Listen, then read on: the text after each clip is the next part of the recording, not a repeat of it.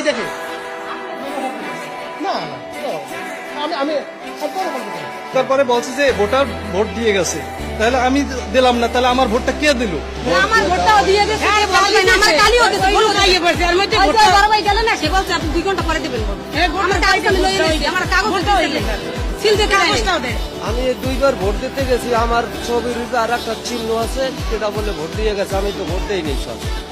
আমার তো ID card, আমার এই যে হাতে যে একটা দাগ দেয় বসনীয় দাগ, সে দাগও তো নাই, তাহলে আমার ভোটটা কে দিল? এখন যদি আমার আরেকটা ভোট দিতে দেয় তাতে তো আমার ব্যালেন্স সমান হইবে না, ওইটা যদি আমার বিপক্ষে দেয় তাহলে তো আমার তো ভোট পাইটা আমার এটা সরকার কি করবে? এই ভদ্রলোক উনি দাবি করছে যে আসলে ওনার ভোটটি কেউ একজন দিয়ে দিয়েছে, এবং উনি যেটি বললো যে উনি সকালে আসছে, এখানে আসার পরে উনি ওনার ভোটার আইডি কার্ড অর্থাৎ ন্যাশনাল আইডি কার্ড নিয়ে এসেছে। উনি যখন ভোট বুথে যায় তখন উনি গিয়ে যে কর্তব্যরত যে